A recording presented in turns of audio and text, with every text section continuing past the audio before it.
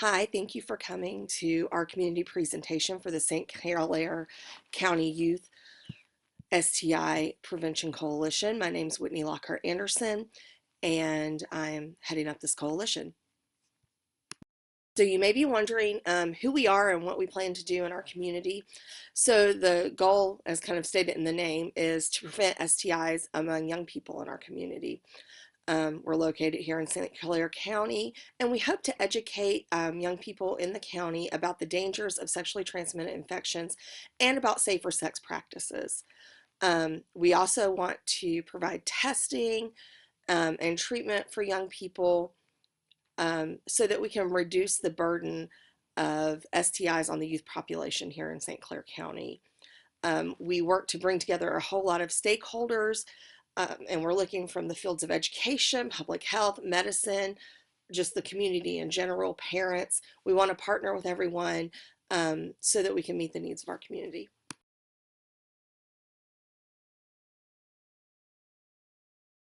So you may be wondering who this is for and why we're wanting to work with a particular group. So most major STIs are impacting 15 to 29-year-olds. And so that's kind of our target population. We're looking to work with teens in the high schools and young people in the colleges because STIs do have an impact on that population. In Illinois, people between the ages of 15 and 24 make up a little over 60% of the cases of chlamydia, which is well over half. They also make up 46% of the cases of gonorrhea compared to all of the other age groups put together for the other part of that. And 22% of the more advanced cases of syphilis and over 18% of the early cases. So clearly STIs are impacting teens and young people in our communities here in Illinois, and we seek to really help them avoid those infections. I did want to give you a little bit of information about STIs. This is why we're doing our work here. The sexual transmitted infections are actually an issue worldwide. There's over 1 million STI infections acquired every day worldwide. Some of the infections can be cured, like gonorrhea, but others like HIV and HPV cannot be cured. And they may have treatments, but a permanent cure it hasn't become available for those. Um, and they also go on to raise the risk of other secondary issues. Yes, there's the actual infection that may harm people, but for instance, if you have HPV, it increases your risk of certain type of cancers. It can increase risk to neonates if a pregnant mother has certain STIs. So these are all problems that stem from that. Several of the STIs going around are also starting to show some antibiotic resistance, which can be dangerous to our communities as well. So we really want to try to prevent as many of these as possible. Kind of continuing with our why this particular thing, Healthy People 2030 is something the federal government puts out, and it is how to make our communities healthier by looking at important things for healthy communities. And so one of the goals is reducing sexually transmitted infections and their complications and improving access to quality STI care. And several objectives kind of located under that would relate very directly to our target population. And this includes reducing gonorrhea rates in male adolescents and young men, reducing the number of HIV infections, reducing the amount of adolescents and young adults with genital herpes, and reducing pelvic inflammatory disease in female adolescents and young women. And all of those are kind of groups that we seek to work with and help. So it is kind of pushing towards an overarching goal that we have as a country to try to improve Americans' health and quality of life. So I have our mission statement here, and this is just kind of a succinct way of summing up what we're all about. The mission of the St. Clair County Youth STI Prevention Coalition is to reduce the incidence and prevalence of STIs in young people in St. Clair County, Illinois, which is fairly simple. That's our goal, that's our target, that's what we want to do. So our program has two main goals to accomplish that, and then we have objectives underneath those goals. So our first goal is to increase the STI risk reduction behavior amongst youth in St. Clair County. And we hope to do that, first of all, by creating this coalition, which is kind of part of what we're having this meeting about, and hoping to get some of the parents and community members on board. We also want, healthcare workers and educators and government representatives to be involved as well. We are also hoping to be involved in the high schools. We want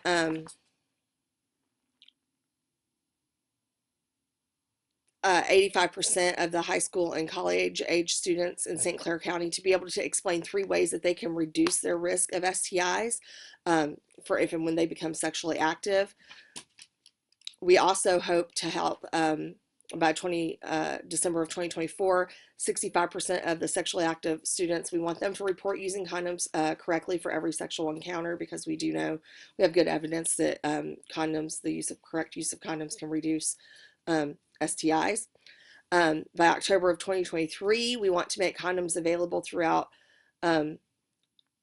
schools, at the guidance offices, and we want those in the county high school and colleges, so that people have access to them. And if they have access, they'll be more likely to use them. And lastly, we want to reduce the rate of new STIs infections, these infections among the young people in St. Clair County by at least 12% by May of 2025. So those are some lofty goals, but we really hope that by doing that, we can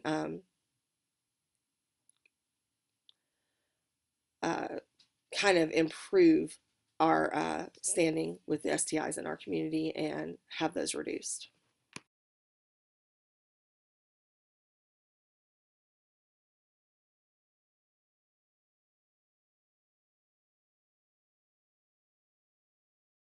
Our second main goal is to reduce the amount of adverse health outcomes related to STIs. So not just to reduce the STIs themselves, but also these adverse health outcomes that can come from them.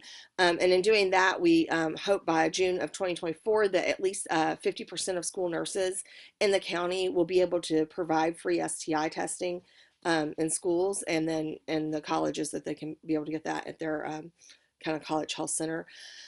That will help students and young people know if they have these STIs, and if they know, they can get treatment more quickly and also prevent spreading them to others. By September of 2024, we hope that 90% of teen or college age expectant mothers will be able to explain the dangers of STIs, the untreated ones, to neonates, and this reduces passing these things on to their infants. That can cause, serious health complications for newborn babies. Nobody wants that. Our third objective is that by November 2024, that 80% of teens or college age people with STIs will have access to free or reduced cost treatment.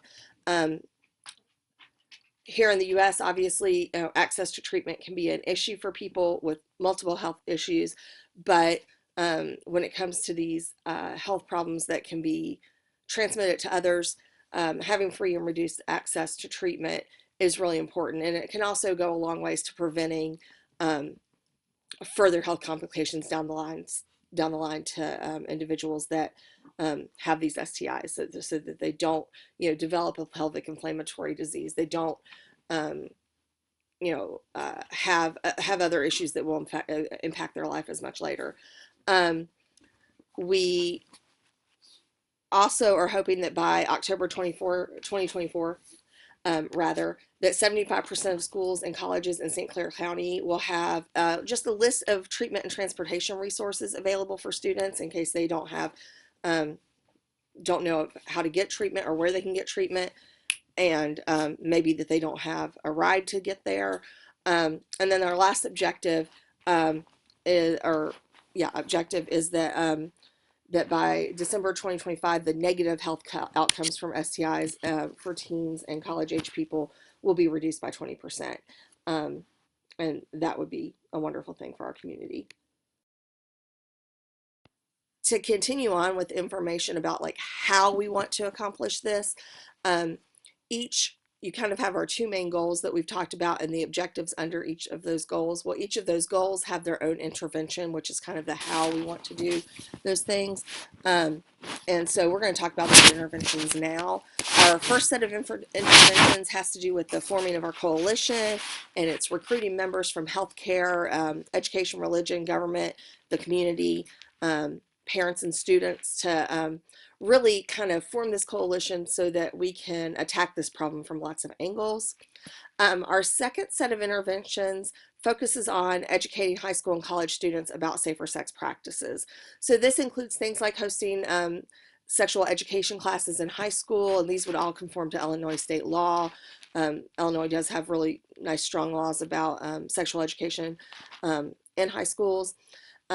We also want to provide posters and pamphlets and other educational materials to high school nurses and college health offices that can be shared with students, just so that they have more information in their hands.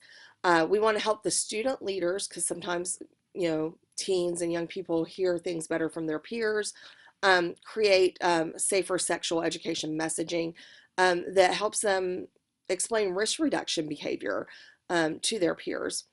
And lastly, we also want to make sure that these elements that we're creating and using, these curriculums, are edited and reviewed frequently so that they kind of really reflect the diversity of St. Clair County and in our community, so that everybody feels noticed and seen in our communities, and that they know that this safer sex messaging is for them, that this education is for them, all of the teens and young adults in the community, that they'll know no matter, you know, your race or religion or whatever, you can learn about these safer sex practices.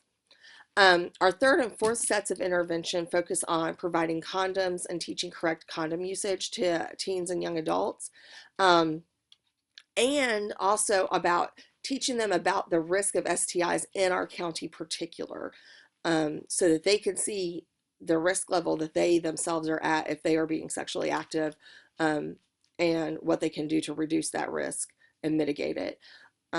So yeah, that's our first set of program interventions. So our next set of interventions I'm going to talk about have to do with our second goal and the objectives under it. The first set of interventions have to do with the first objective under the second goal there. And this is focusing on providing STI testing to teens and young adults in St. Clair County. And we're looking to train and recruit nurses that are in the schools and provide testing kits to school nurses and college health clinics so that students and young people can get those tests there right where they are already, and find out their status about these different STIs that they could possibly have. The second set of interventions under this goal has to do with helping teen and college age mothers know the risk of STIs to neonates. This includes things like having physicians that treat these young women, give out materials in their new mom bag and their information pamphlets, offering free parenting classes, which would also include STI information, and creating more pamphlets and websites about the risk of STIs to newborns, so that they can be on the lookout for those things. The third set of interventions has to do with making sure that everyone has access to treatment, and that they can afford that treatment. This includes connecting young people with existing services. Maybe they're already on Medicaid or have insurance through their parents, and they just need help kind of finding out where to get treatment services. And it also includes our biggest goal, kind of the crown jewel of the program, would be to create a free volunteer healthcare clinic where people could come and get treatment as needed for STIs. And the fourth set of interventions has to do with making sure that young people have information on the treatment and transportation services in the area.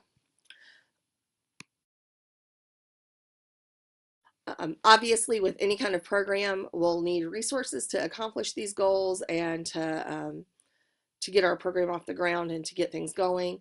Um, these range from simple things like printing facilities and design software, to more complex things such as finding clinic space and gaining access to the materials needed to run a clinic. So that there's a whole gamut from curriculum creation and access to getting condoms to in large amounts to hand out, to larger things like creating a clinic facility. We're hoping to use a combination of government grants, donation, and fundraising to accomplish these goals.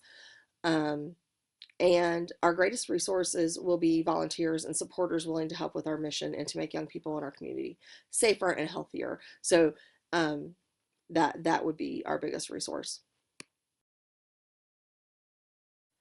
So a question might be like why we want to kind of attack things in this way.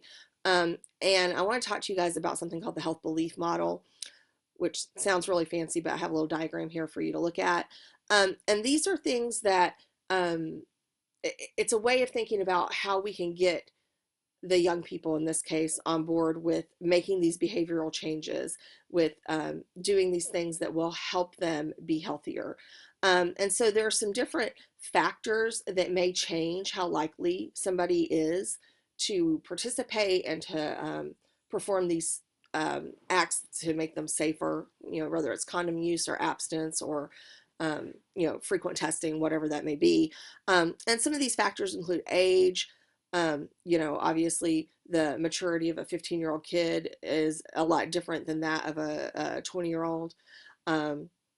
Their gender, their ethnicity, their education level, how much they know about it, their personality. You have some people that are more likely to be risk takers, and also their knowledge. And one of the things that we can change is their knowledge about this. Um, so a couple of other things that kind of factor into that is their perception of how um, these diseases, in this case, could impact them. So a lot of people think, well, young people tend to think they're invincible, and that can be the case. So it's explaining what these STIs are, how that can impact them, how severe can they be. A lot of them just think, you take some antibiotics and you get over it. And that can be the case with some things, but not with all of them. And so kind of explaining the severity, explaining some of the other conditions that can occur because of STIs, if you're infected with an essentially transmitted infection. So getting them to understand the actual severity and danger. And also their threat level. Our area, it has a relatively high STI rate among young people. And so there is a risk every time that they have a sexual encounter with somebody that they would pick up one of these diseases. And then also getting them to understand that to remove like the barriers to them being able to practice safer sexual health.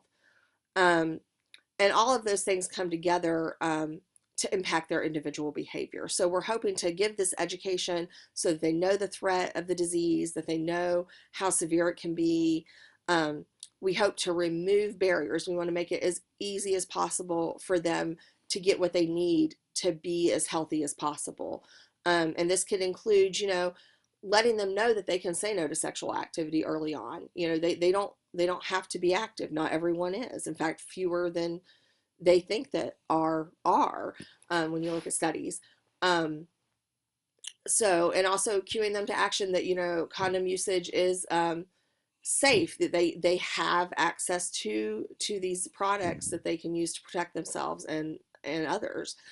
And also giving them access to testing so that if they are infected, they can prevent spreading that to others. They can get treatment, and they can know their status with that. And so hopefully all of these things can impact their own individual behavior, which will then impact the community as a whole. We hope to provide, posters and pamphlets and information that can kind of give these cues to action, about, hey, I really should be thinking about this. I really should be, um, behaving, in a certain way. I should be doing things to protect myself and others. Uh, and here are the things that I can do, and here's how I can access those, to change the ultimate behavior. And then, of course, hopefully the behavioral change would, lead to a change in, our health indicator outcomes.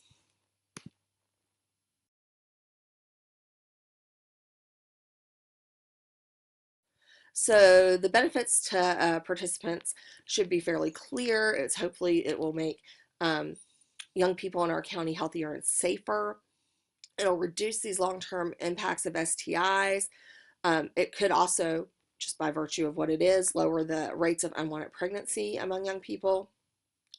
For those that do get pregnant or choose to get pregnant, since I mean we are looking at young adults as well, it can help them have healthier babies if they're treated for an STI, or if they avoid contracting STI while pregnant, um, that that could go into the baby.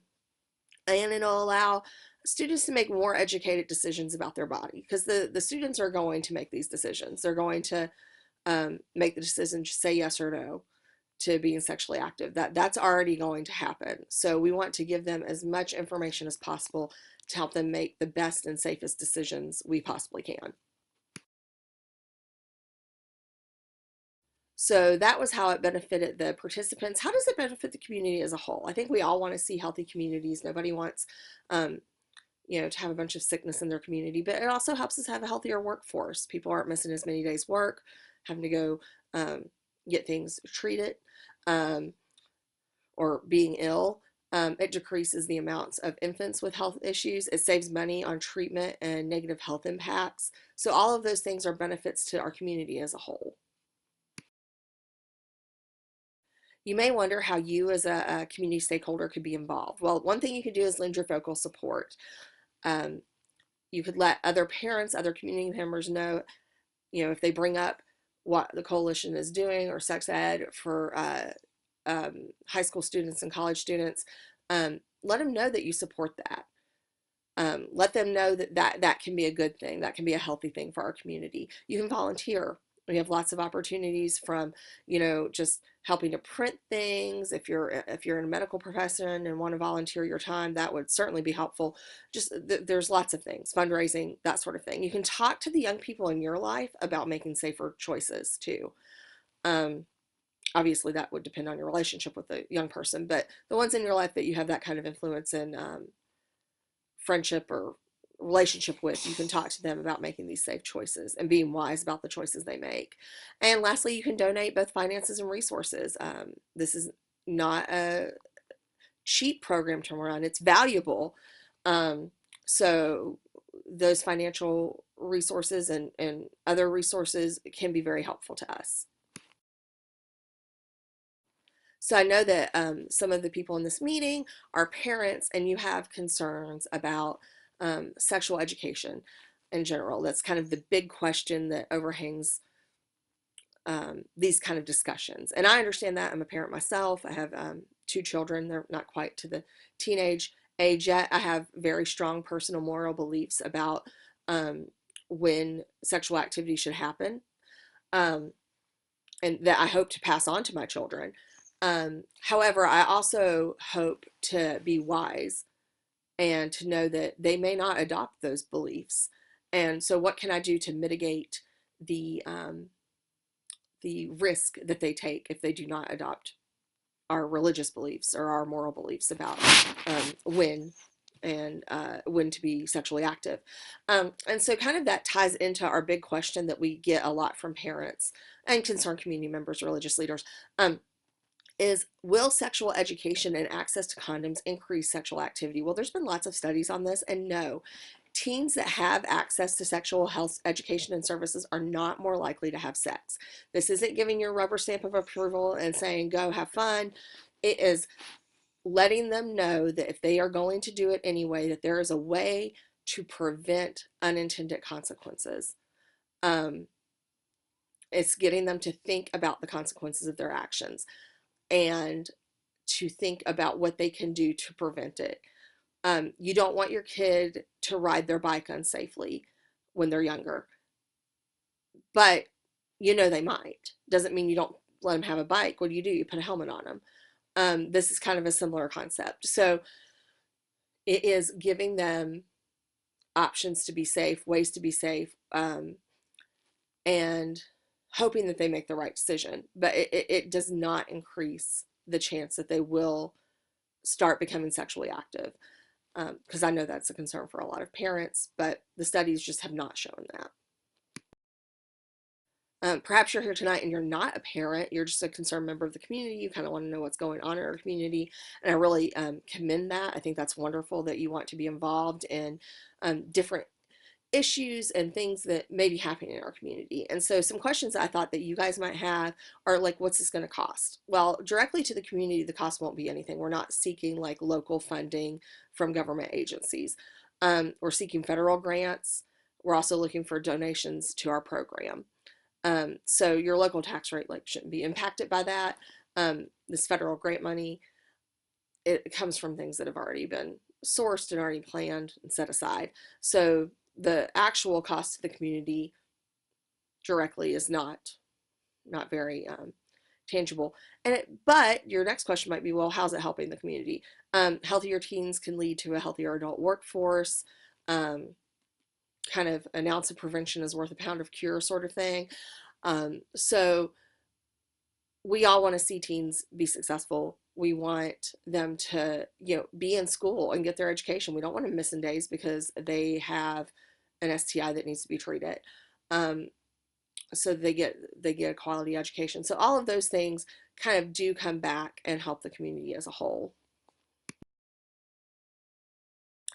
I know that some of you are here from different religious groups, and I can really respect that. I'm a religious person myself. My husband's actually a local pastor here.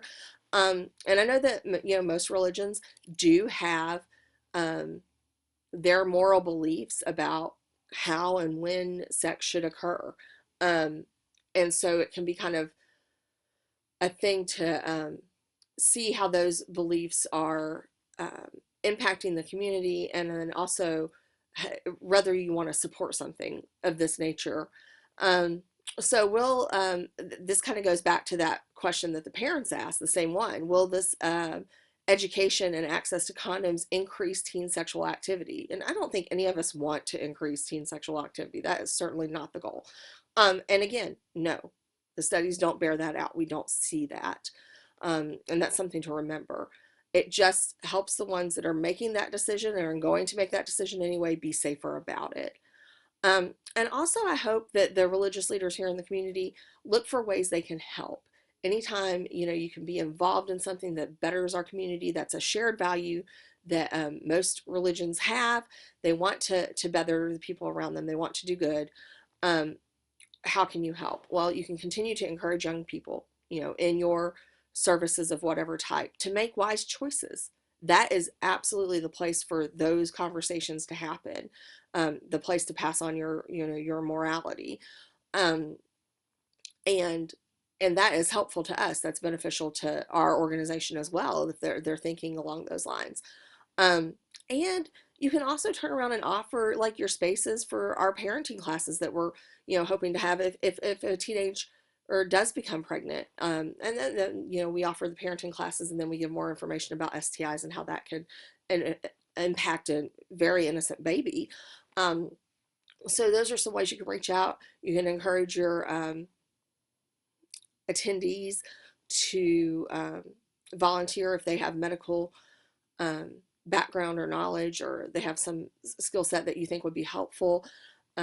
All of these things can be supportive, and then you can pray for our organization as well. Here on this last page, I just have a list of resources I use to kind of back this up. I'm not just up here making these things up. This does come from well-documented government resources, peer-reviewed journal, that sort of thing, so that you know where we're getting our information from. If you would like more information on these, I'd be happy to send you these resources and more. If you just email me or give me a call, and I'll give you that after we finish this presentation. Thank you.